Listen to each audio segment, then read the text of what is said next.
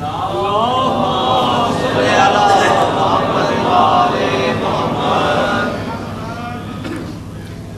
بالله من الشيطان الرجيم. بسم الله الرحمن الرحيم. الحمد لله رب العالمين، والصلاة والسلام على أشرف الخلائق أجمعين، الرسول النبي الأمي الهاشمي سيدنا وشفيعنا أبي القاسم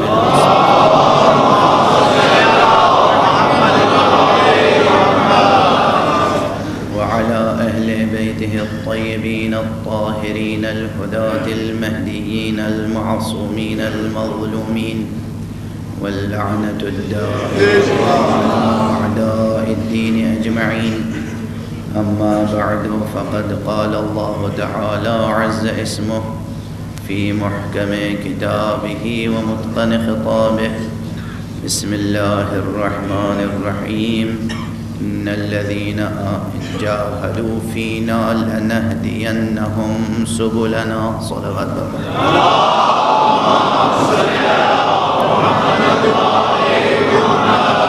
ایک مرتبہ اور بلند تر صلوات.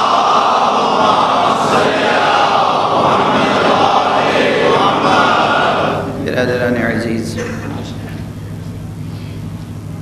منتظمین مجلس کی جانب سے اعلان یہ تھا کہ 8 بجے مجلس شروع ہو جائے گی، لیکن آج یہ تاخیر میری وجہ سے ہوئی ہے، اس لیے میں منتظمین سے بھی اور آپ حضرات سے بھی معذرت چاہتا ہوں. کل سے انشاءاللہ ٹھیک 8 بجے میری گفتگو شروع ہو جائے گی. یہ مجلسیں جو تاریخ شہادت حضرت امام زین العابدین علیہ السلام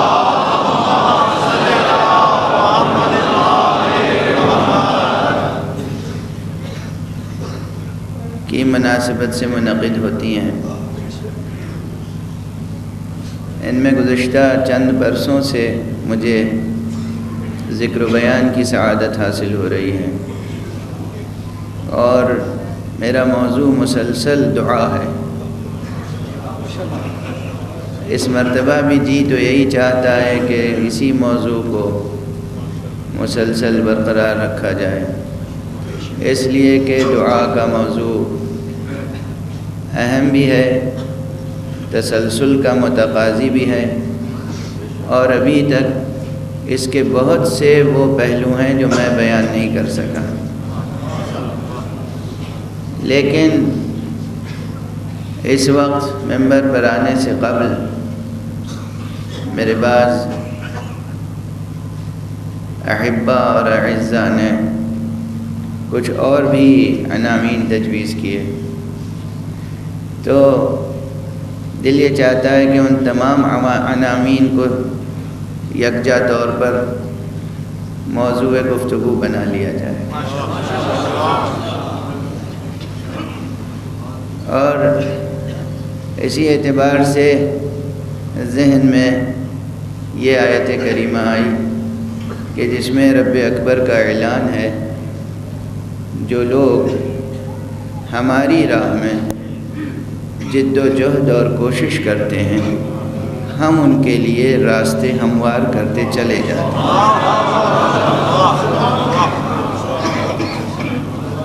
بہت مختصر سی آیت ہے، بظاہر بہت ہی سادہ سا مضمون ہے، مگر یہ مضمون سادہ ہونے کے باوجود بہت تہدار ہے. بالکل اسی طرح جیسے ہمیں زندگی بظاہر بہت سادہ نظر آتی ہے، مگر ہے بہت تہدار.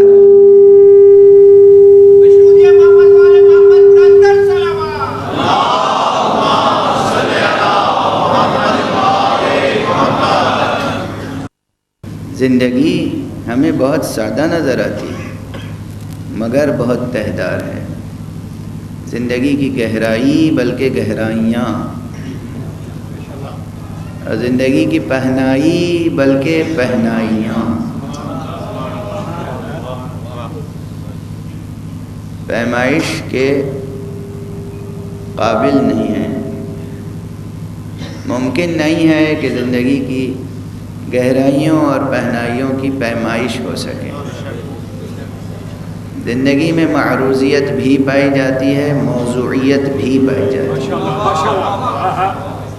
زندگی میں آبجیکٹیویٹی بھی پائی جاتی ہے، سبجیکٹیویٹی بھی پائی جاتی ہے۔ اور اس اعتبار سے زندگی کے رخ، اس کی جہتیں، اس کے ابعاد، اس کی سطحیں، اس کے تقاضے بہت گوناگون ہیں۔ اس آیت کریمہ میں کلیدی کلمہ جاہدو کا ہے۔ الذین جاہدوا فینا لنہدینہم سبلنا، جو لوگ ہماری راہ میں مجاہدہ کرتے ہیں، جد و جہد کرتے ہیں، اجتہاد کرتے ہیں، کوشش کرتے ہیں۔ دیکھیے ایک ہی روٹ ورڈ ہے، جیم، ہائے حوض اور دال،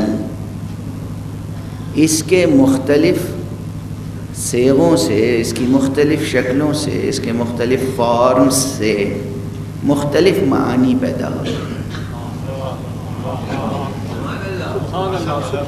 اسی سے جہد ہے، اسی سے جہاد ہے، اسی سے مجاہدہ ہے، اسی سے اجتہاد ہے۔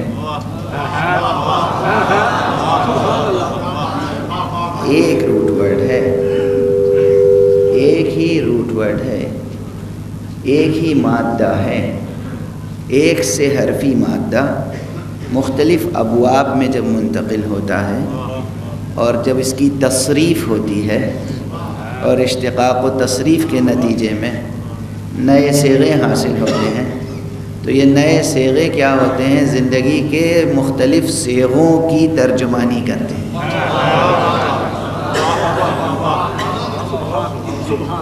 زندگی کے مختلف شعبوں کی ترجمانی کرتے ہیں۔ زندگی اگر فطری ماحول میں زندگی کا جائزہ لیجئے تو بھی ایک جد و جہد سے خالی نہیں ہے زندگی، اور نہ صرف بشری زندگی بلکہ اس کائنات میں جو کچھ ہے وہ ایک فطری جد و جہد کے سفر سے دوچار ہے۔ جو کچھ ہے، سائنس کا ایک قانون ہے نیچرل سلیکشن، فطرت انتخاب کرتی ہے، اور فطرت کے انتخاب میں کامیاب ہونے کے لیے ہر شے بقا کے لیے جد و جہد کرتی ہے۔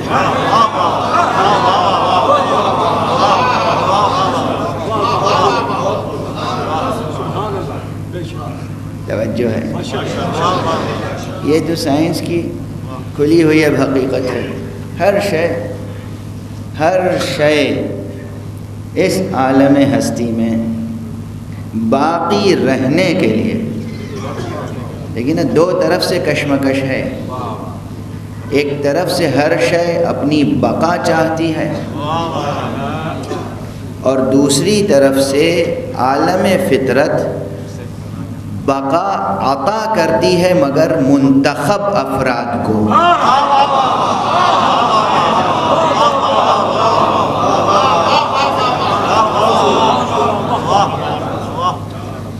یعنی سب کچھ یک طرفہ نہیں ہے،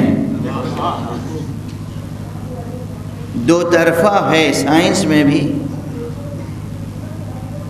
معاملے کے دو اطراف ہیں، ایک طرف ایک فرد ہے اور دوسری طرف فطرت۔ فطرت انتخاب کرتی ہے، نیچرل سلیکشن ہے، نیچر سلیکٹ کرتی ہے، نیچر سلیکٹ کرتی ہے، یہ بات تو سب مان لیتے ہیں، اور جب ہم کہتے ہیں کہ نیچر بنانے والا بھی سلیکٹ کرتا ہے تو یہ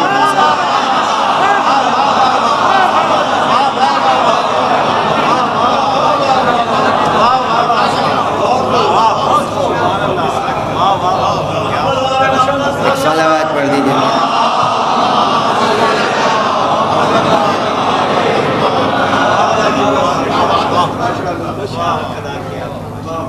فطرت انتخاب کرتی ہے، اختیار کرتی ہے، فطرت ہر شے۔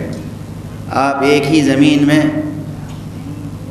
زمین ایک ہے، فضا ایک ہے، آب و ہوا ایک ہے، اس پہ روشنی ایک ہی پڑ رہی ہے آفتاب کی، اور اسی زمین میں دانے بکھیر دیں، کچھ دانے پروان چڑھیں گے، کچھ پروان نہیں چڑھیں گے۔ معلوم ہوا کہ اس کی توجیہ یوں کی جاتی ہے کہ جن دانوں میں صلاحیت تھی وہ پروان چڑھے، اور جن دانوں میں صلاحیت نہیں تھی وہ پروان نہیں چڑھے۔ ایک فضا میں رہنے کے باوجود کچھ پروان چڑھتے ہیں، کچھ نہیں۔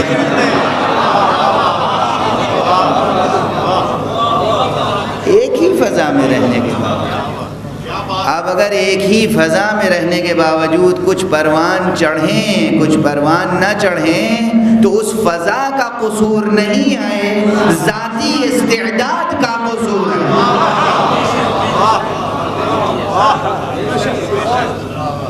ذاتی استعداد کا قصور، ذاتی صلاحیت کا قصور ہے۔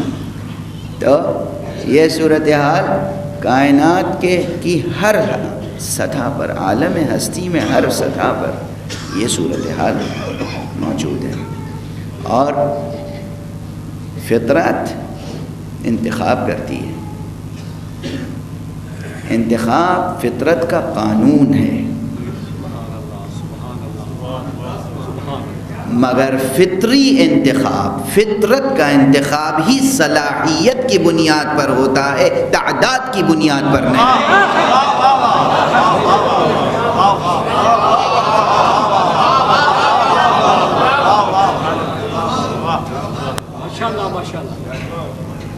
اور اس انتخاب میں کامیاب ہونے کے لیے اور منزل بقا تک پہنچنے کے لیے، اپنے نقش ناپائیدار کو نقش پائیدار بنانے کے لیے، نقش ناتمام کو نقش تمام بنانے کے لیے، نقش زوال آمادہ کو نقش دوام بنانے کے لیے، ہستی مستعار کو ہستی مستدام بنانے کے لیے، دو طرفہ تقاضوں کا پورا ہونا ضروری ہے۔ فطرت کے انتخاب کے معیار پر بھی وہ شے پوری اترے، اور فطرت کے معیار انتخاب پر پورے اترنے کے لیے جد و جہد بھی کریں۔ چنانچہ صرف نیچرل سلیکشن ہی کی اصطلاح نہیں استعمال ہوتی، بلکہ اسٹرگل فار ایگزسٹنس کی اصطلاح بھی استعمال ہوتی، اور یہ صرف انسانوں کے لیے نہیں ہے، پوری ڈارونزم کی تھیوری اسی پر قائم ہے۔ ڈارونزم کی تھیوری اسی پہ قائم ہے، نظریہ ارتقاء۔ اور جناب والا عام طور پر جو مذہبی حلقے ہیں وہ نظریہ ارتقاء کو ریجیکٹ کرتے ہیں، کہتے ہیں کہ نظریہ ارتقاء باطل ہے، لیکن میں عرض کر رہا ہوں کہ نظریہ ارتقاء ہرگز باطل نہیں ہے۔ اس کائنات کی تخلیق ہی رب اکبر نے اصول ارتقاء پر فرمائی ہے۔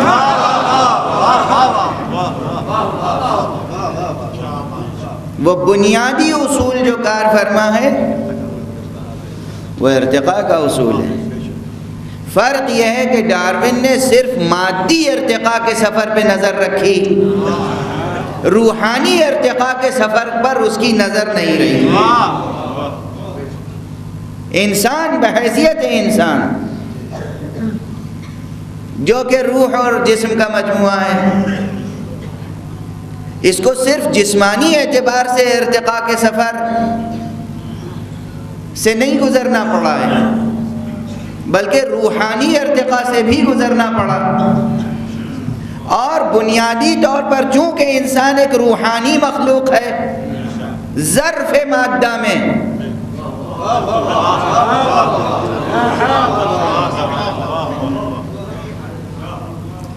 اس لیے اس کی بقا مادی ارتقاء کی رہین منت نہیں ہے، اس کی بقا ہی روحانی ارتقاء کی رہین منت ہے۔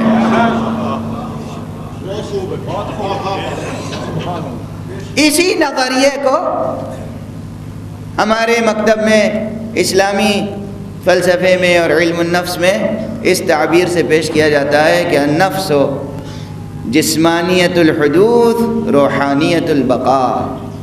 یہ نفس حدوث کے لیے، پیدائش کے لیے جسم کا محتاج ہے، بقا کے لیے جسم کا محتاج نہیں ہے۔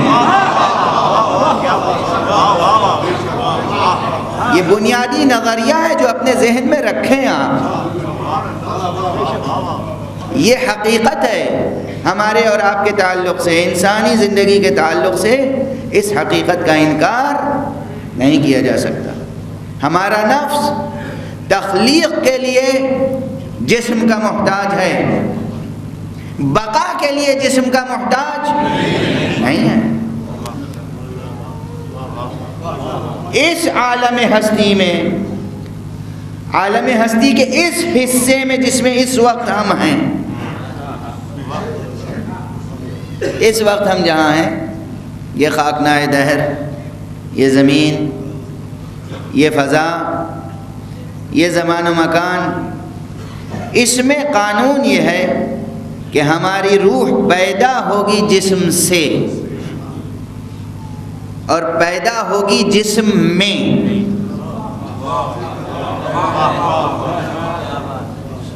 لیکن باقی رہنے کے لیے جسم کی محتاج نہیں ہے۔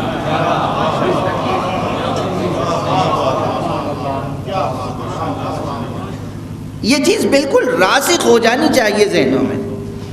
اور آپ کا مشاہدہ ہے کہ ایک وجود انسانی ایک ذرہ نادیدہ کی شکل میں صلب بدر سے رحم مادر میں منتقل ہوتا ہے، اور اس وقت اسے ذی روح شمار نہیں کرتے، اس وقت اسے جاندار شمار، حالانکہ صلب جاندار سے منتقل ہو رہا ہے، صلب ذی روح سے منتقل ہو رہا ہے، ظرف ذی روح میں منتقل ہو رہا ہے۔ جہاں سے منتقل ہو رہا ہے وہ بھی ذی روح، جہاں منتقل ہو رہا ہے وہ بھی ذی روح، مگر اس وقت وہ خود ذی روح نہیں ہے۔ ایک ذرہ ادھر سے اور ایک ذرہ ادھر سے، یا ایک قطرہ ادھر سے اور ایک قطرہ ادھر سے، دو قطرے باہم متحد ہو گئے۔ توجہ رہے، متفق نہیں ہوئے، صرف متحد ہو گئے۔ یہ جملہ میں 2-3 بار عرض کر چکا ہوں اس سے پہلے کہ اتحاد اور اتفاق میں فرق ہے۔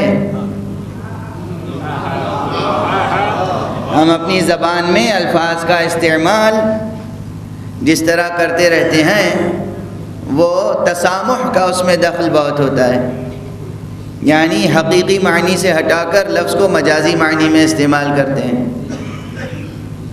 اب یہاں مجمع میں تو ماشاءاللہ ادبا شعراء تشریف فرمائیں، حقیقت و مجاز کے مسائل پر آپ حضرات کی خود نظر ہے۔ تو میں جب بھی دیکھتا ہوں جناب مشکور حسین یاد صاحب بزرگوار شاعر اور ادیب، اور نہ صرف شاعر ہیں بلکہ شعروں کی تشریح بھی بہت کامیاب کرتے ہیں، اور یہ میں بر سبیل مزاح نہیں کہہ رہا ہوں، حقیقتاً کہہ رہا ہوں۔ انہوں نے جو شرحیں لکھی ہیں وہ بہت کامیاب شرحیں ہیں۔ ویسے آپ کو یہ تجربہ بھی ہوگا کہ اب یہ جب اپنے شعر سناتے ہیں تو صرف شعر نہیں سناتے، تشریح بھی سناتے ہیں ساتھ ساتھ۔ اور ابھی یہ دہلی تشریف لائے تھے اور اسٹیج پر میں بھی موجود تھا، بیان مجھے کرنا تھا، شعر انہیں سنانا تھا، تو میں نے یہ گستاخی کی۔ جب یہ مائک کی طرف جانے لگے تو میں نے ان کا ہاتھ پکڑ کے یہ کہا کہ دیکھیے آپ صرف شعر سنائیے گا، تشریح نہ سنائیے گا۔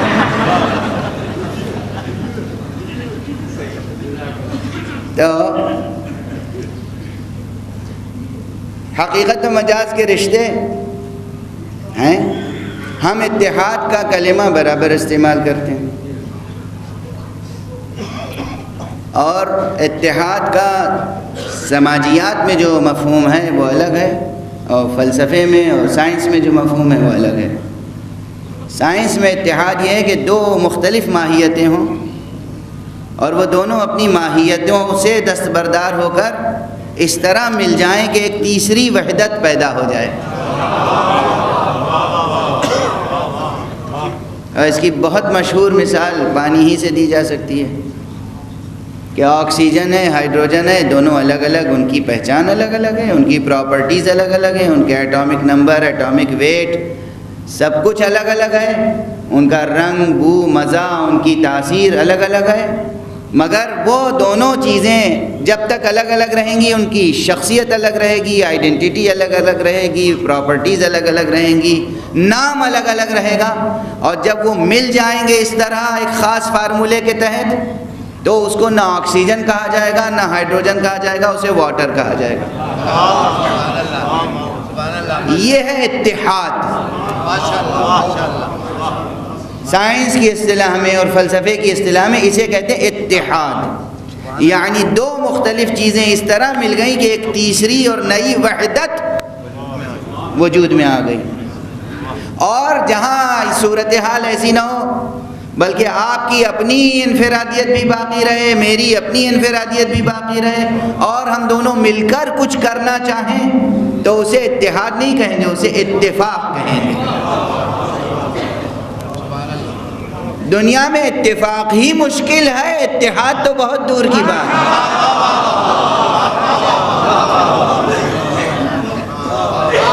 سچے دل سے، خلوص کے ساتھ، محبت کے ساتھ، نتیجہ خیز، مثمر ثمر، سودمند، بارآور اتفاق اگر قائم ہو جائے تو یہی ہمارے لیے سرفرازی کا ایک بہت بڑا زینہ بن جائے گا، ملت اسلامیہ کے لیے ہو یا تمام انسانیت کے لیے۔ ہم مشترک مسائل پر متحد بھی نہیں ہو پاتے، متفق بھی نہیں ہو پاتے، متحد ہونا تو بہت دور کی بات ہے۔ تو بہرحال وہ جو ایک قطرہ نادیدہ صلب پدر سے اور ایک قطرہ نادیدہ ماں کی طرف سے رحم مادر میں متحد ہو جاتے ہیں، دو قطرے متفق نہیں ہوتے، صرف متحد ہو جاتے ہیں۔ وہ متحد ہونے کے بعد ایک عرصے تک ان میں ارتقاء کا سفر بھی جاری رہتا ہے، مگر اس میں روح نہیں پائی جاتی۔ 3 مہینے، 3.5 مہینے یا 4 مہینے کے بعد اس میں روح یا جان پیدا ہوتی ہے۔ اور فرمانے آپ تو مادی ارتقاء تو ہے، مادی ارتقاء ہے اور مادے کا وجود پہلے ہے، اس کے بعد اس میں ایک نیا بعد پیدا ہوا، ایک نئی جہت پیدا ہوئی، ایک نیا ڈائمنشن پیدا ہوا جسے ہم نے روح کہا، جسے ہم نے جان کہا کہ اب جان آ گئی، اب اس میں جان پیدا ہو گئی، اب اس میں روح پیدا ہو گئی۔ تو پیدا ہونے کے لیے جسم ضروری ہے، تخلیق نفس انسانی کے لیے، تخلیق روح انسانی کے لیے جسم ضروری ہے، مگر بقائے نفس انسانی کے لیے جسم ضروری نہیں ہے۔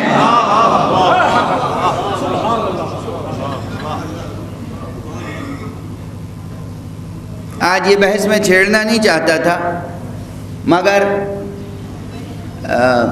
اور اس لیے بھی چھیڑنا نہیں چاہتا تھا کہ مجھے یاد ہے یہ موضوع ایسا ہے کہ جس پر چونکہ میرے پسندیدہ موضوعات میں سے ہے، اور ساتھ ساتھ صرف پسند کی بات نہیں ہے، بات یہ بھی ہے کہ ان موضوعات میں سے ہے کہ جن موضوعات سے ابھی ذہن عمومی اچھی طرح مانوس نہیں ہوا ہے۔ کیوں کہہ رہا ہوں مانوس نہیں ہوا ہے؟ کہ انسان خود اپنی وحدت میں ثنویت کا قائل ہے۔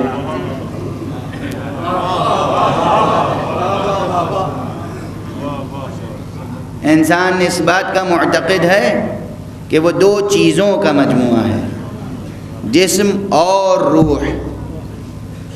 دیکھیے یہ موضوع بہت اہم ہے، جسم اور روح۔ جیسے پہلے کہا جاتا تھا، آئنسٹائن سے پہلے کہا جاتا تھا time and space, space and time, اس کے بعد اینڈ بیچ سے نکل گیا، اسپیس ٹائم ہے نا۔ اسی طرح ہم چاہتے ہیں کہ آپ کے ذہنوں سے مادہ اور روح، روح اور مادہ، اس میں سے اور نکل جائے۔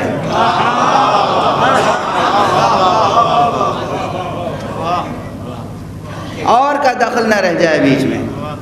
غور فرمائیں آپ ایک وحدت ہیں، ایک وحدت ہیں آپ، روح و جسم کی وحدت ہے، ایک وجود بسیط ہے آپ کا، اس کے شؤون مختلف ہیں، اس کی سطحیں ہیں، اس کی پرتیں ہیں، اس کی جہتیں ہیں، اس کے ابعاد ہیں، اس کے باطن ہیں، اس کے ظاہر ہیں، ظاہر کے ظاہر ہیں۔ ایک وحدت کی نہ جانے کتنی شانیں ہیں جو ظاہر ہوتی ہیں۔ توجہ ہے؟ یہ موضوع سمجھنا اس لیے ضروری ہے کہ من عرف نفسہ فقد عرف ربہ، جو اپنے نفس کو سمجھ لے گویا اس نے اپنے رب کو سمجھ لیا۔ اگر آپ اپنی ذات کی وحدت کے باوجود اس کے مختلف شؤون کو سمجھ لیں تو پھر آپ کبھی اس ذات کی وحدت میں شبہ نہیں کریں۔ صلوات پڑھ دیں محمد والے۔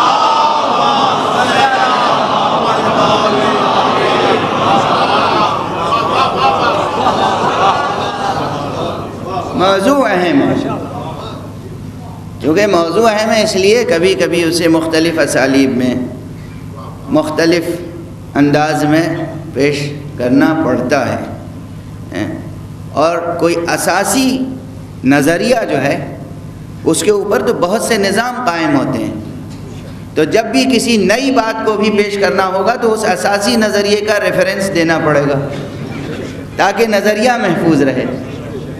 واضح ہے؟ وہ توحید جسے ہم توحید اسلامی کہتے ہیں، وہ توحید جسے ہم توحید قرآنی کہتے ہیں، وہ توحید جسے ہم توحید محمدی کہتے ہیں صلی اللہ علیہ وآلہ وسلم،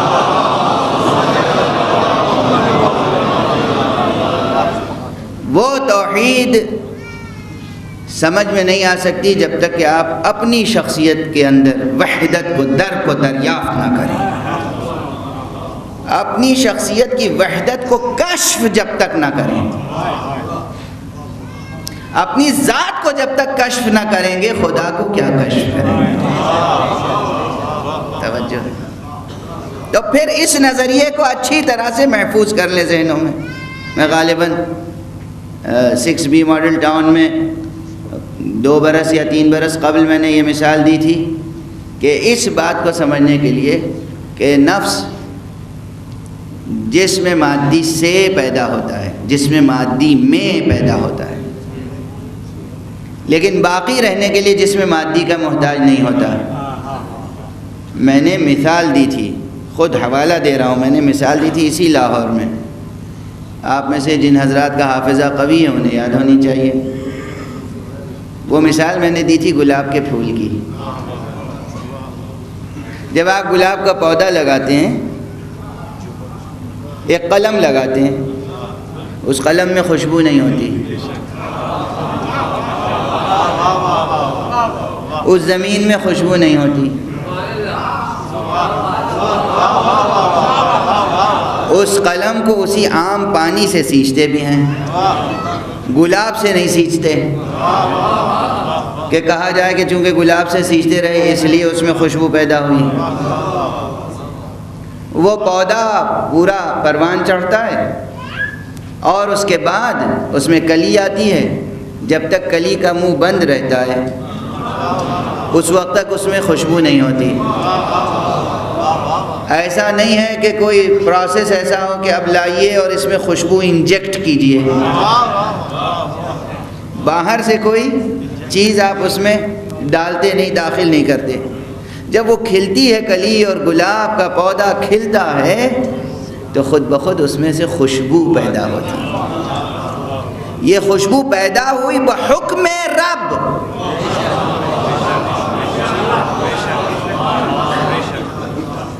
پیدا ہوئی بحکم خالق، پیدا ہوئی بحکم معبود، پیدا ہوئی بطریق فطرت.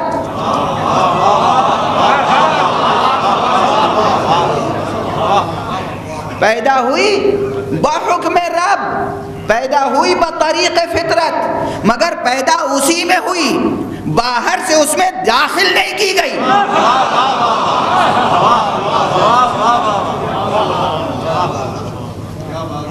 پہلے وہ عام سا پودا تھا اور اس کے بعد اس میں خوشبو پیدا ہوئی. تو گلاب کی اصلی سچی فطری قدرتی خوشبو پیدا ہونے کے لیے گلاب کے پودے کا ہونا ضروری ہے. مگر اگر کوئی دست گلچی ایسا ہو جو صرف شاخوں سے گل ہی کو نہ توڑ لیتا ہو بلکہ گلوں میں سے عطر بھی کشید کر سکتا ہو،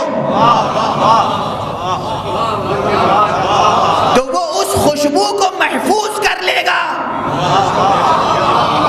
گلاب کا جسم مادی رزق خاک بن جائے گا، اس کی خوشبو جب تک چاہے باقی رکھے.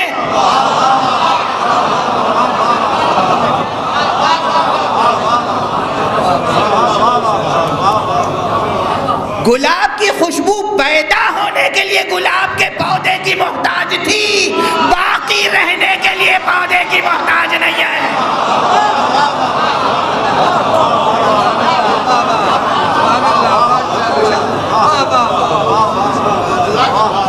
جس طرح گلاب کی خوشبو پیدا ہونے کے لیے، حدوث کے لیے، پیدائش کے لیے، تخلیق کے لیے، وجود میں آنے کے لیے، ظہور میں آنے کے لیے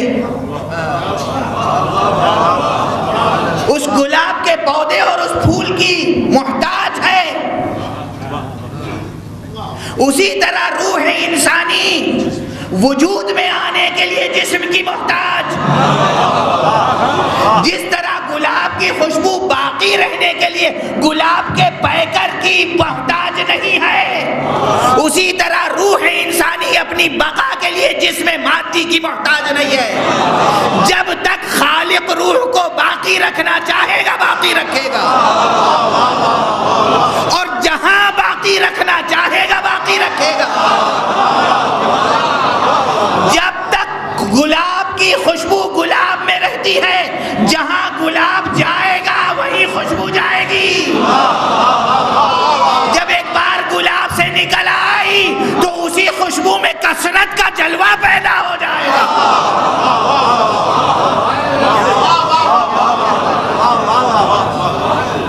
اسی خوشبو میں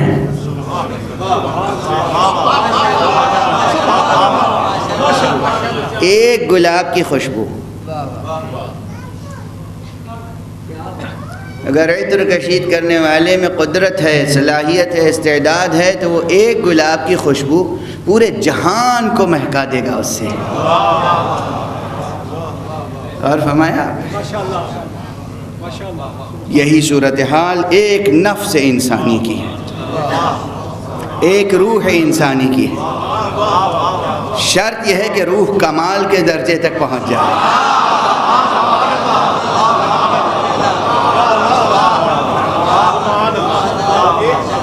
شرط یہ ہے کہ روح کمال کے درجے پر پہنچ جائے. کمال کے درجے پر پہنچنے کے لیے دو طرفہ کشمکش ہے. ہمیں جد و جہد کرنی ہے، اسے بقا کی راہیں کھولنی ہے.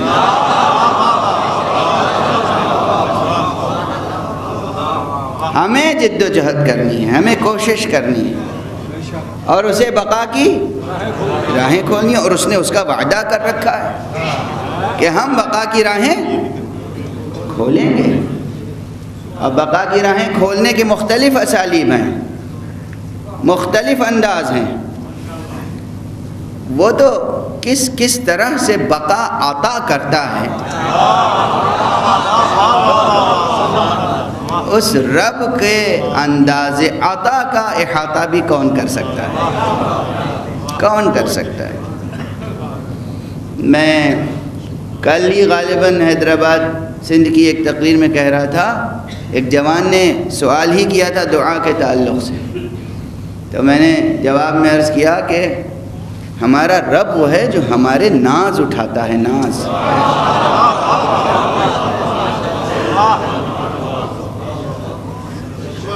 اس رب سے عشق نہ کرو گے تو کس سے کرو گے؟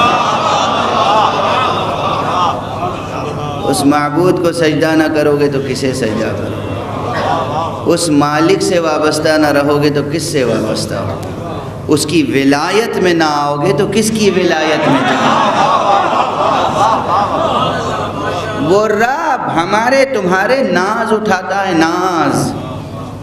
اور اس کی مثال بھی یہ ہے کہ جیسے میں آیا ہوا ہوں لاہور میں اور جناب بدر حیدر صاحب کا مہمان ہوں، پروردگار ان کی توفیقات میں اضافہ فرمائے۔ اب میری ضرورت کی تمام چیزیں پہلے سے مہیا ہیں، کمرے میں ہر چیز موجود ہے، انہیں معلوم ہے کہ میری غذا مختصر ہے، لیمیٹڈ ہے، وقت وقت کی پابندی ہے، اس کے باوجود انہوں نے کھانے پینے کی کچھ چیزیں بھی الگ سے رکھ دی ہیں، وہ ہر سال رکھ دیتے ہیں کہ ہو سکتا ہے رات کے 3 بجے کبھی بھوک لگ جائے تو کچھ بسکٹ وغیرہ کھا کر تسلی کر لیں گے۔ ہر چیز، پانی موجود ہے، ضرورت کی ہر چیز موجود ہے۔ اس کے باوجود جب شب بخیر کہنے کا وقت آتا ہے تو یہ ان کے بچے، ان کے داماد، ان کی بیٹیاں سب، مولانا صاحب دیکھیے کسی وقت کوئی ضرورت ہو تو آواز دے دیجیے گا۔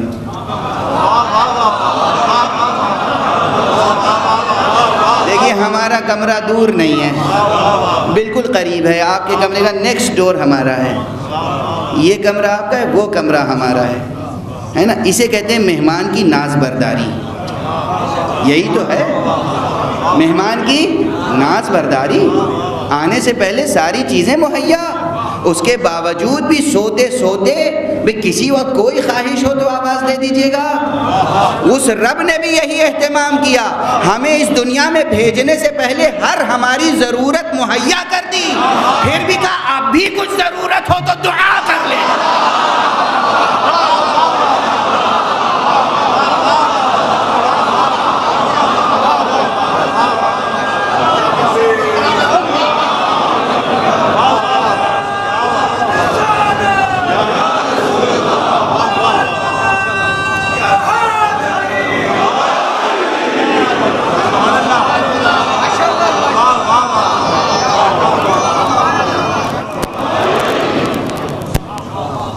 ایسا رب ملا ہے ہمیں، ایسے رب پر ناز نہ کریں تو حیف ہے، ایسے رب کو سجدہ نہ کریں تو وائے ہے۔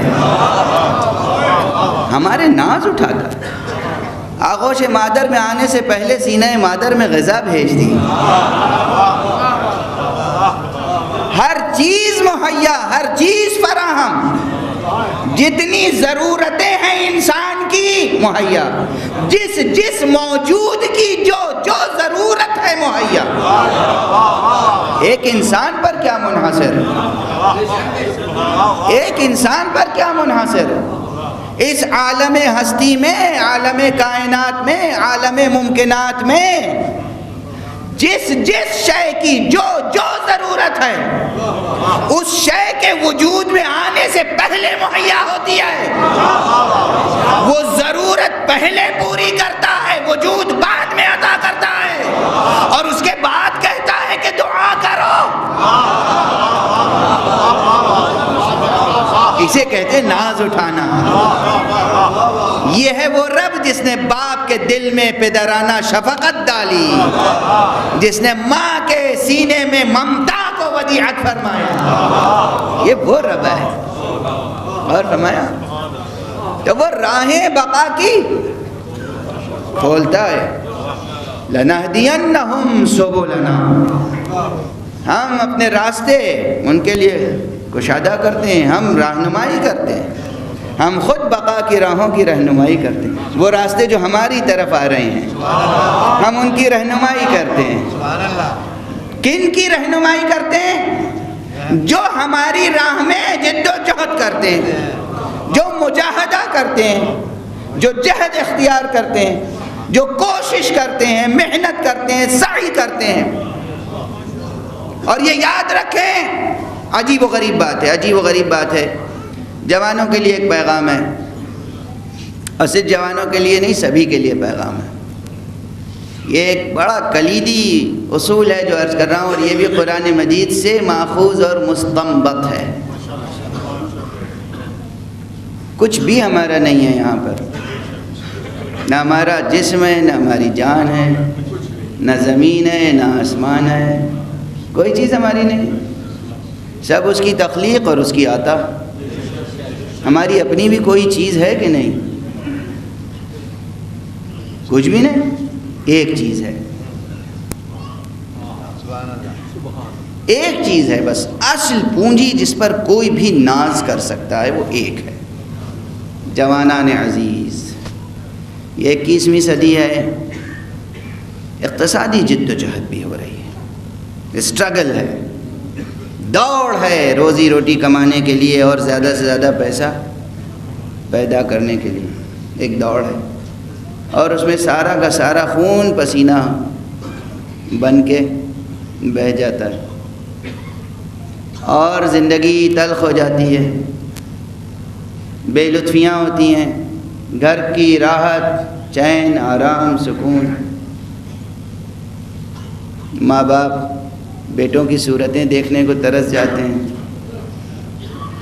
بیٹے ماں باپ کی شفقتوں کو ترس جاتے ہیں۔ یہ دور ہے، چاہے لاہور ہو چاہے نیو یارک، اب تو تیزی سے یہ کلچر پھیل رہا ہے، بلکہ پھیل چکا ہے۔ اب یہ کینسر 3rd یا 4th اسٹیج میں ہے، ابتدائی اسٹیج میں نہیں ہے۔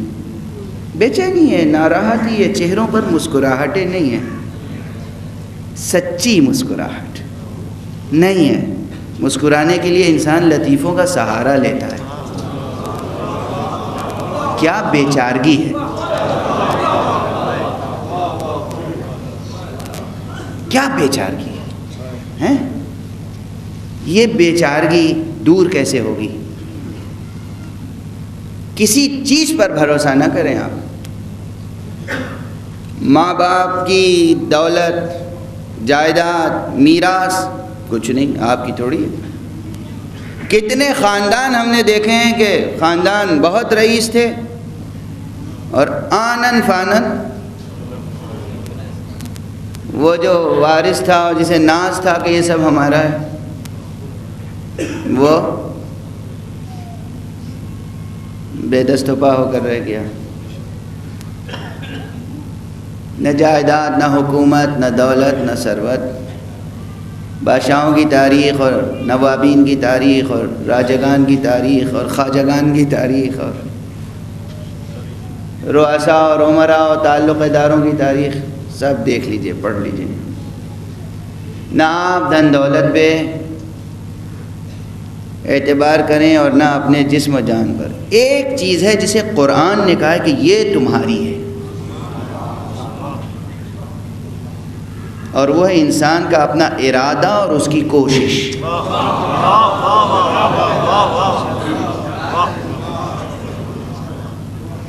جسم بھی آپ کا نہیں ہے، جان بھی آپ کی نہیں ہے، آپ کا سرمایہ ہے ارادہ اور کوشش۔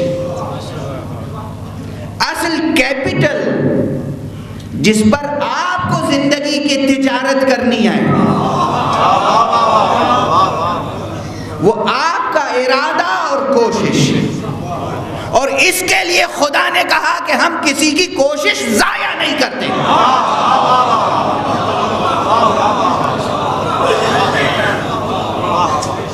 کسی کی کوشش ضائع نہیں کرتے. کسی کی کوشش ضائع نہیں کرتے.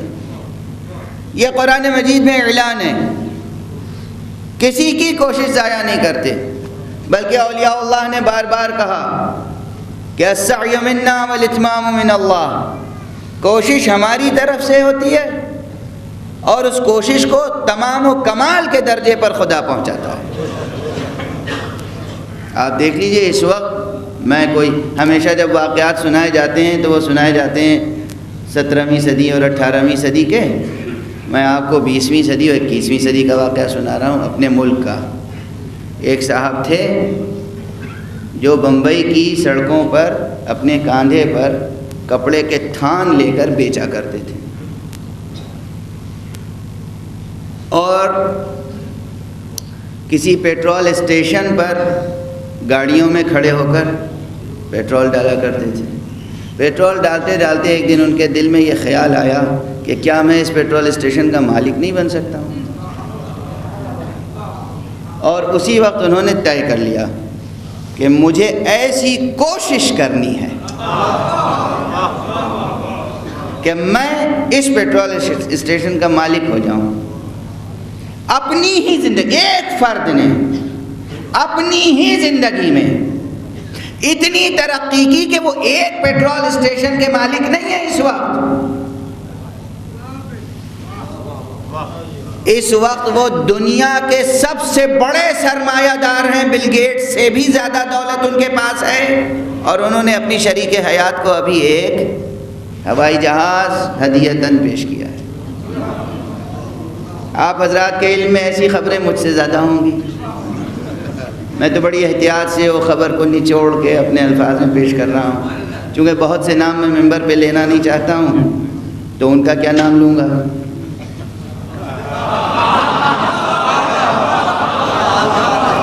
مگر یہ اس دور کی اقتصادی کشمکش کے دوران ایک مثال ہے. ایک شخص ایک نادار انسان، ایک نادار، یہ سب جوانوں، بچوں، عورتوں، مردوں سب کے لیے پیغام ہے. ایک نادار انسان جو مسلمان بھی نہیں ہے، کلمہ کو نہیں ہے اصطلاحاً، وہ کلمہ لا الہ الا اللہ نہیں کہتا، کلمہ محمد الرسول اللہ نہیں کہتا. اس نے ایک اپنے نفس کے ساتھ کمٹمنٹ کیا، کسی غیر کے ساتھ نہیں. اپنے نفس میں عہد کیا، ارادہ، مجھے ایک دن اس پیٹرول اسٹیشن کا مالک بننا ہے. وہ ہندوستان کی جو آئل ریفائنری ہے اور پورا جو پیٹرولیم کا ہمارے ہاں تجارت کا پورا سازمان ہے، اس کے سب سے بڑے شیئر ہولڈر وہ ہیں. اور ہمارے ہاں اپنی ہی زندگی میں 50 سال، 60 سال، 70 سال کے عرصے میں یا 40-45 سال کے عرصے میں کیا ارادہ اور اس کے ساتھ کوشش. اصل سرمایہ ہر فرد بشر کا ارادہ اور کوشش ہے. اب خدا کے سلسلے میں یہ نہ کہیے گا خدا عادل نہیں ہے. یہ وہ دولت ہے بنیادی جو اس نے سب کو برابر سے تقسیم کر دی.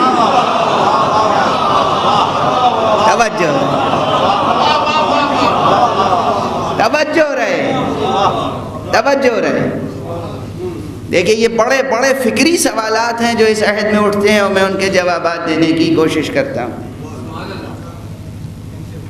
اسی ضمن میں ایک اور اہم سوال جو جوان برابر کرتے ہیں اور دین اور خدا سے نعوذ باللہ بدظن ہوتے ہیں،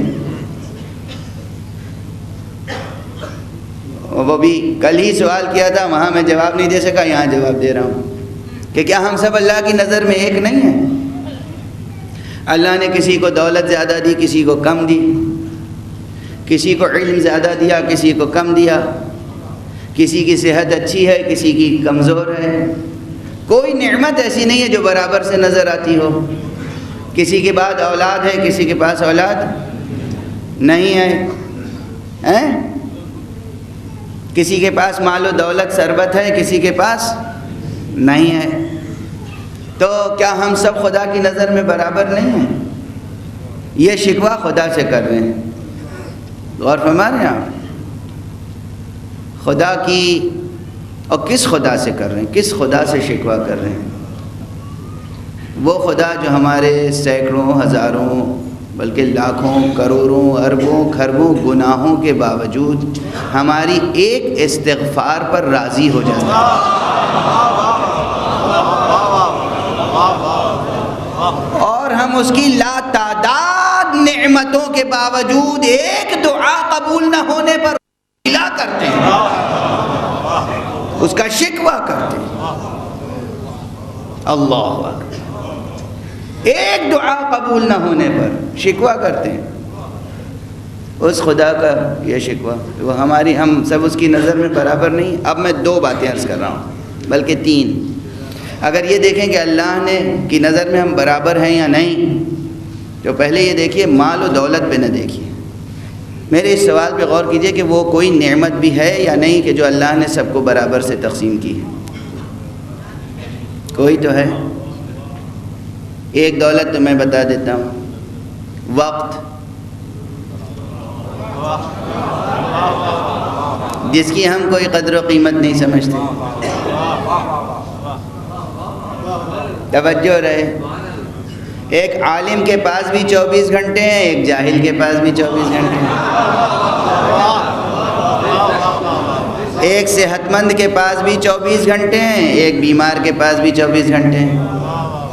ایک سرمایہ دار کے پاس بھی 24 گھنٹے ہیں، ایک مفلس کے پاس بھی 24 گھنٹے ہیں. یہ 24 گھنٹوں کا صحیح استعمال مفلس کو سرمایہ دار بنا سکتا ہے، اسی 24 گھنٹے کا غلط استعمال سرمایہ دار کو مفلس بنا سکتا ہے. 24 گھنٹے کا صحیح استعمال جاہل کو عالم بنا سکتا ہے، اسی 24 گھنٹے کا غلط استعمال عالم کو جاہل بنا سکتا ہے. 24 گھنٹے کا صحیح استعمال بیمار کو صحت مند بنا سکتا ہے، اسی 24 گھنٹے کا غلط استعمال صحت مند کو بیمار ڈال سکتا ہے. یہ 24 گھنٹے پروردگار عالم نے، وقت وہ نعمت ہے، وہ دولت ہے، وہ ثروت ہے کہ جو اس نے سب کو برابر سے تقسیم کی. اب جسے آپ سرمایہ دار دیکھ کر حسد میں مبتلا ہیں اور گلہ خدا کا کر رہے ہیں، غور کیجئے کہ اس نے وقت کا استعمال کیسے کیا، آپ نے وقت کو برباد کیسے کیا.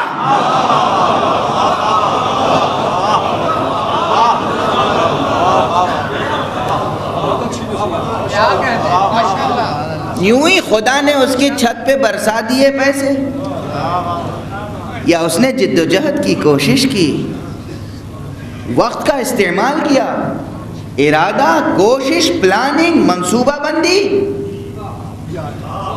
پروگرامنگ، پلاننگ، یہ اس نے کیا، کچھ کوشش کی، تب پیسہ اس کے گھر آیا. آپ شکوہ خدا کا کر رہے ہیں، آپ کو اس کی کوششوں کی داد دینی چاہیے اور اس سے کچھ سلیقہ خود سیکھنا چاہیے. اور ہمارے جس نے علم حاصل کیا اس نے یوں ہی تو نہیں علم حاصل کیا کہ اللہ نے جبرائیل کو بھیج دیا کہ جا کے فلاں فلاں کو علم دے دینا اور باقیوں کو. تو یہ شکوہ کہ اللہ کی نظر میں کیا ہم برابر نہیں ہیں؟ ہر چیز آپ دیکھیں کہ اللہ کی نظر میں ہم سب برابر ہیں. اس نے ارادہ کرنے اور آرزو کرنے کا حق سب کو دیا، کوشش کرنے کی صلاحیت سب کو دی، کوشش کے لیے ظرف وقت سب کو تقسیم کیا.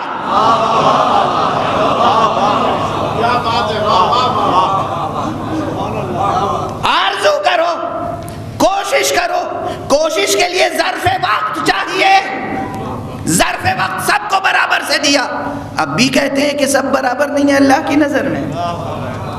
توجہ ہے؟ اتنا تو برابر سے تقسیم کر دیا، اس کے بعد اعلان کیا، سمجھایا، اچھی راہوں کی نشاندہی کی، برے راستوں کی نشاندہی کی، اور کہا تم کوشش کرو، تم آگے بڑھنے کی کوشش کرو گے تو ہم دستگیری کے لیے ہر جگہ موجود ہیں، ہر قدم پر موجود ہیں، قدم بہ قدم موجود ہیں، اور اتنی آزادی بھی دی۔ 3 چیزیں ابھی میں نے گنائی: ارادہ، کوشش کی استعداد و صلاحیت، ظرف کوشش، ظرف سعی یعنی وقت، اور آزادی۔ آزادی یہ دی کہ تم جو کوشش کرو ہم کہیں تمہارا ہاتھ نہیں پکڑیں گے۔ فرعون بننا چاہو تب بھی ہم منع نہیں کریں گے، نمرود بننا چاہو تب بھی ہم آ کے نہیں روکیں گے، ہمارے چہیتے اور چاہنے والوں کو جلانے کے لیے آگ بھڑکاؤ تب بھی نہیں ہم تمہارا ہاتھ روکیں گے۔ تم اپنی کوشش میں کمال کے درجے تک پہنچو گے، کمال، جہاں تک پہنچنا چاہتے ہو پہنچو، بس یہ ہے کہ تم ہمیں بھول کر جو سفر طے کرو گے اس میں کمال کا نقطہ بھی زوال کا نقطہ ہوگا، اور جو ہماری راہ میں کوشش کرے گا ہم اس کے لیے بقا کی راہیں کھولتے چلے جائیں گے، کہ تم جو آگ بھڑکاؤ گے ہم اس کے لیے گلزار بنا دیں گے۔ صلوات پڑھ دیں محمد والے۔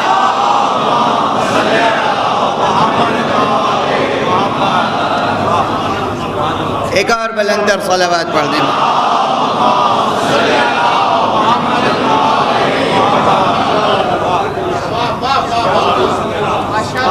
بس اب آج کی تقریر تو تمہید میں گزر گئی، اور چونکہ تاخیر سے شروع کی تھی تقریر میں نے، اس لیے اختتام ظاہر ہے تاخیر سے ہو رہا ہے، اور مزید تاخیر کی گنجائش نہیں ہے، اس لیے انشاءاللہ کل سر وقت مجلس شروع ہو جائے گی، اور پھر جس قدر ظرف وقت میں گنجائش ہوگی گفتگو ہوگی۔ یہ جو میں بار بار وقت کی بات کرتا ہوں تو یہ نہ سمجھیے کہ تنگی وقت کا شکوہ کرتا ہوں، بلکہ تقاضائے وقت کا احساس رکھتا ہوں۔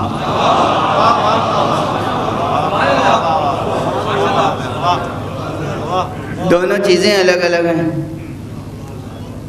تنگی وقت کا شکوہ تو ہم کر ہی نہیں سکتے، اس لیے کہ تنگی وقت کا شکوہ وہ کرے جس کے پاس وہ وسیلے نہ ہوں جو وقت میں برکتیں پیدا کر دیں۔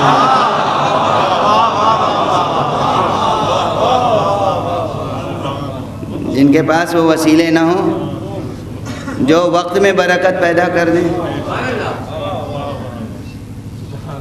وہ تنگی وقت کا شکوہ کرے۔ تنگی وقت کا شکوہ ہرگز نہیں کرنا چاہیے، لیکن اصل مسئلہ ہے تقاضائے وقت کا لحاظ۔ تو آج کی گفتگو یہیں ختم ہو رہی ہے، اور خلاصہ بحث یہ ہے کہ رب کریم نے ہمیں دعوت دی ہے کہ تم کوشش کرو، اور ہم تمہارے لیے بقا کی راہیں کھولیں گے۔ اس میں جد و جہد کی بحث بھی آئے گی سماجی سطح پر، اس میں جہد للبقاء کی بحث بھی آئے گی ارتقائی سطح پر، اس میں اجتہاد کی بحث بھی آئے گی علمی سطح پر۔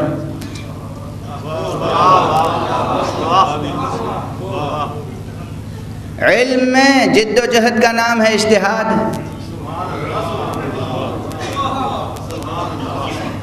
اور یہ تمام قسم کی جد و جہد و کوشش و سعی زندگی کے ہمگیر ارتقاء کے لیے ضروری ہے۔ زندگی کو اس کی پوری وحدت کے ساتھ ارتقاء کا سفر طے کرنا ہے،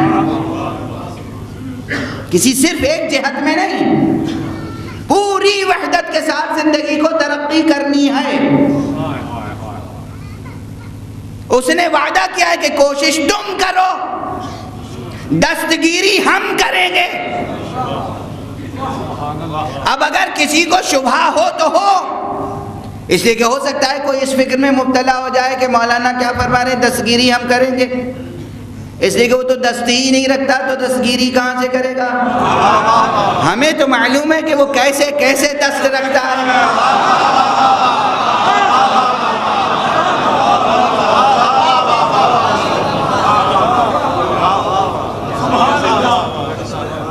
یہ شبہ نہ آئے کہ یہ سب باتیں یوں ہی ہیں، یوں ہی نہیں ہیں، یوں ہی نہیں ہیں۔ جسے شبہ ہو وہ پکار کے دیکھے، اسی پکار کا نام ہے دعا۔ پکار کے دیکھے اور اس کے بعد شکوہ مجھ سے نہ کرے، اس لیے کہ نظر اسے کچھ اور آئے گا۔ پکارے گا خدا کو، مدد کو آئیں گے محمد۔ پکارے گا خدا کو، دستگیری کریں گے علی۔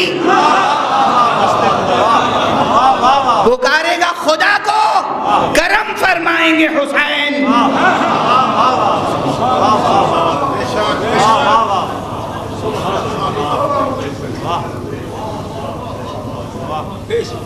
توجہ رہے، سمجھ کے اٹھیے یہ بحث۔ آج اس سے زیادہ گنجائش نہیں ہے، کل اور پرسوں 2 دن اور ہیں اور یہ بحث مسلسل چلے گی انشاءاللہ۔ یہ بات سمجھیں، یہ شرک نہیں ہے، یہ کفر نہیں ہے۔ توحید کو سمجھیں اور نظام توحید کو سمجھیں، توحید کو سمجھیں اور نظام فیضان وحدت الہی کو سمجھیں۔ رحمان کی ذات کو پہچانیں اور فیضان رحمانیت کو سمجھیں۔ ذات رحیم کو پکاریں اور فیضان رحیمیت کو سمجھیں گے کیا ہے؟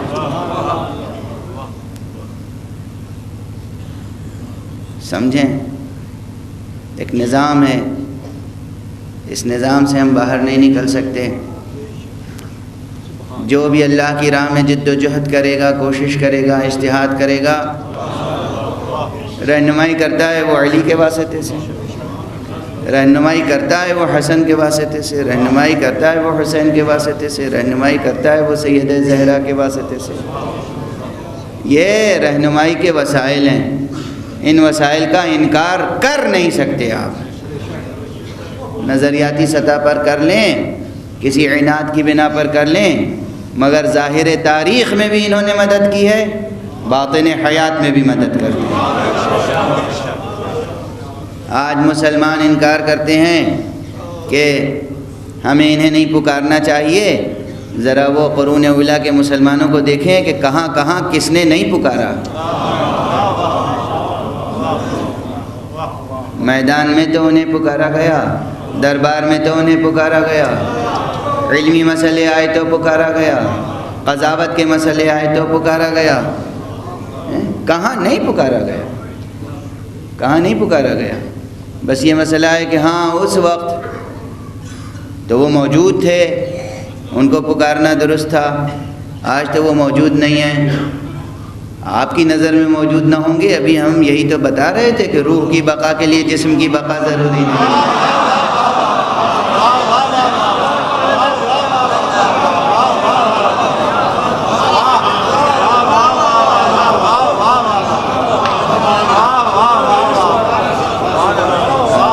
میں موجود نہ ہوں گے۔ نعوذ باللہ، آپ جب مدینہ منورہ جاتے ہیں تو آپ سمجھتے ہوں گے کہ پیغمبر تو موجود نہیں ہیں۔ ہم جب جاتے ہیں تو ہم اس یقین سے جاتے ہیں کہ پیغمبر موجود ہیں، پیغمبر ہمیں دیکھ رہے ہیں، پیغمبر ہمارا سلام سن رہے ہیں، پیغمبر ہمیں جواب دے رہے ہیں۔ ہمارے آلودہ کان اس لائق نہیں ہے کہ ان کی آواز کو سن سکیں۔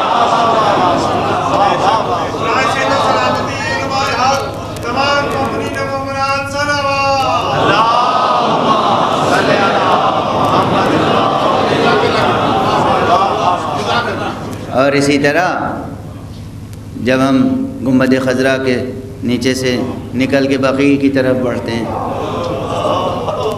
تو اسی یقین کے ساتھ کہ یہ جو پردہ خاک میں جسم پوشیدہ ہیں یہ بے جان نہیں ہیں، ان کی روحیں ہمیں مشاہدہ کر رہی ہیں، یہ ہمیں دیکھ رہے ہیں، کون ہے بقیع میں؟ کون ہے بقیع میں؟ بقیع میں جو معصومین مدفون ہیں ان میں ایک وہ امام بھی ہے کہ جس کی شہادت کے لیے ہم یہ مجلس میں سید سجاد زین العابدین، وہ امام برحق کہ جو اللہ کی طرف سے ہدایت کے وسائل میں سے ایک وسیلہ ہے، جس وسیلے سے ہم دستبردار نہیں ہو سکتے، جس وسیلے سے ہم بے نیاز نہیں ہو سکتے، جس وسیلے سے ہم بے نیاز ہو جائیں تو ہم کہیں بھی نہیں پہنچ سکتے، ہم کہیں بھی نہیں پہنچ سکتے۔ اللہ اکبر۔ سید سجاد کی امامت کا دور کیسے قیامت خیز لمحوں میں شروع ہوا ہے۔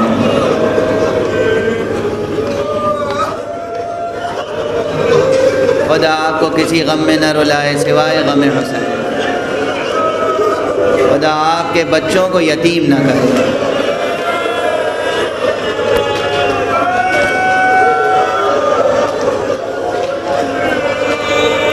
خدا آپ کو کبھی اسیر نہ ہونے دے،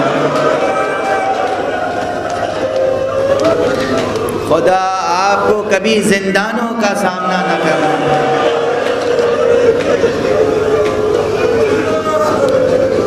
سید سجاد کی امامت کیسے قیامت خیز لمحوں میں شروع ہوئی ہے؟ خیموں میں آگ لگی ہوئی ہے۔ سید سجاد بس 3 دن ہے، 3 شبوں میں سید سجاد کے مصائب کو مجھے تسلسل کے ساتھ بیان کرنا ہے۔ سید سجاد کے مصائب شروع ہوتے ہیں شب عاشور سے۔ شب عاشور سید سجاد بیمار پڑ گئے اور صبح عاشور بابا کی مدد کے لائق نہ رہے، پورا دن غشی کی کیفیت میں گزرا، اور جب رخصت آخر کے لیے حسین آئے، جناب زینب نے آ کر شانہ ہلایا، بیٹا سید سجاد اٹھو، بابا رخصت آخر کے لیے آئے۔ آپ ایک بیٹے کی مصیبت دیکھیں، اب ایک بیٹا، جوان بیٹا، ذمہ دار بیٹا، بامعرفت بیٹا، شجاع بیٹا، باپ کا چاہنے والا عاشق بیٹا، اپنی ذمہ داریوں کو سمجھنے والا بیٹا، اس بیٹے نے غشی سے آنکھیں کھولی تو مادر گرامی سے پوچھا یہ کون میرے سرہانے بیٹھا؟ یعنی اس وقت حسین سر سے پاؤں تک اس طرح زخموں سے چور تھے، چہرے مبارک پر لہو تھا کہ سید سجاد پہچان نہ سکے یہ بابا حسین ہے۔ اجرکم علی اللہ، اجرکم علی اللہ۔ سید سجاد پہچان نہ سکے۔ پھوپھی اماں کون ہے؟ پھوپھی نے کہا بیٹا یہ بابا ہیں ابو عبداللہ، یہ بابا ہیں حسین، تم سے رخصت آخر کے لیے آئے ہیں۔ سید سجاد نے پھر غور سے دیکھا اور کہا بابا آپ تنہا کیوں نظر آ رہے ہیں؟ بابا چچا عباس کہاں ہے؟ امام نے فرمایا کہ بیٹا یا بنی قد قتل، چچا قتل ہو گئے۔ بھائی علی اکبر کہاں ہیں؟ کہا قتل ہو گئے۔ قاسم کہاں ہیں؟ فرمایا قتل ہو گئے۔ اور چند سوالات کے بعد جناب امام حسین نے بس ایک بار کہا بیٹا آپ زیادہ سوال نہ کرو، بس یہ سمجھ لو کہ میرے اور تمہارے علاوہ کوئی باقی نہیں۔ بیٹا میں رخصت آخر کے لیے آیا ہوں، بیٹا اسرار امامت ودیعت کرنے ہیں، میں جا رہا ہوں، اب کنبہ تمہارے حوالے، کائنات تمہارے حوالے۔ بیٹا اب انسانیت کی رہنمائی تمہارے حوالے ہے، بیٹا اب منصب الہی تمہارے حوالے، میں جا رہا ہوں۔ حسین نے اسرار امامت تلقین فرمائے، امانت انبیاء وارث انبیاء کے سپرد کی اور میدان کی راہ لی۔ سید سجاد کو امامت تو مل گئی، مگر آغاز امامت میں سب سے پہلا فتویٰ جو دیا ہے، سب سے پہلا حکم جو دیا، سید سجاد نے اپنے عہد امامت میں سب سے پہلا حکم جو سنایا وہ قیامت کا حکم ہے۔ اس لیے کہ بابا رخصت ہو کے میدان کی طرف گئے اور اس کے بعد بھرپور حملہ کیا، جنگ ہوئی، جنگ کے بعد ایک مرتبہ آواز آئی، قد قتل الحسین بکربلا، حسین کربلا میں قتل ہو گئے۔ زمین کربلا کو زلزلہ لاحق ہوا، پھوپھی آئی، بیٹا اٹھو، کالی آندھیاں چل رہی ہیں، بابا قتل ہو گئے۔ سید سجاد نے کہا ذرا خیمے کا پردہ اٹھائیے، خیمے کا پردہ اٹھایا، نو کے نیزہ پہ بابا کا سر دیکھا، السلام علیکہ یا ابتا، بابا پر میرا سلام، السلام علیکہ یا ابا عبداللہ، بابا پر سلام، ابو عبداللہ پر سلام، فرزند رسول پر سلام۔ یہ کہہ کر سید سجاد نے سر جھکایا، سید سجاد نے زمین پر سر رکھا اور کہا لا الہ الا اللہ حقا حقا۔ زمین کو قرار آ گیا سجاد کے سجدے سے، سجاد کے سجدے سے زمین کو قرار آیا۔ لیکن دوسری طرف دشمنوں نے خیموں میں جب آگ لگانا شروع کی، ایک خیمے میں آگ لگتی تھی تو بیویاں اور بچے دوسرے خیمے میں آتے تھے، دوسرے خیمے میں آگ لگتی تھی تو تیسرے خیمے میں آتے تھے، یہاں تک کہ دشمنوں نے ایک ساتھ تمام خیموں میں آگ لگائی۔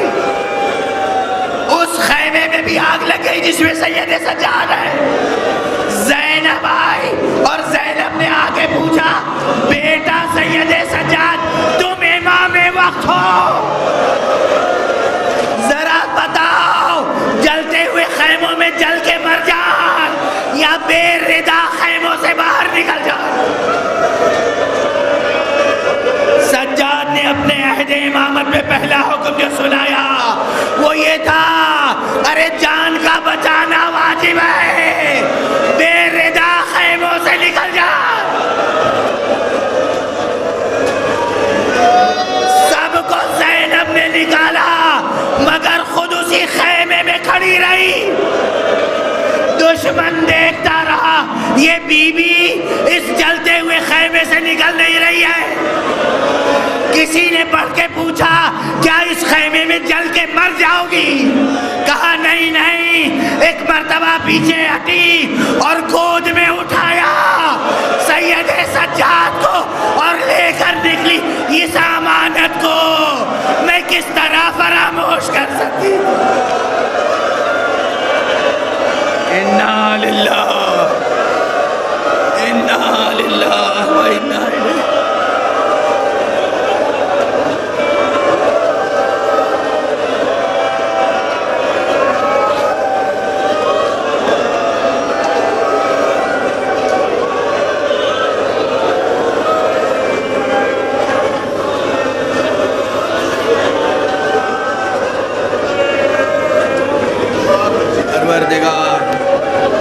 ہمیں علوم قرآن اور معارف اہل بیت سے آشنا فرما، معبود ہماری عبادت اعضاء کو قبول فرما، پروردگار ملت اسلامیہ کو جادہ توحید پر چلنے کی توفیق کرامت فرما۔ پروردگار انسانیت کو اپنے حقیقی وسائل معرفت سے وابستہ کر دے۔ پروردگار اپنے ولی آخر کو اذن ظہور عطا فرما اور ان کے ہاتھوں سے رحمت کا پرچم لہرا دے۔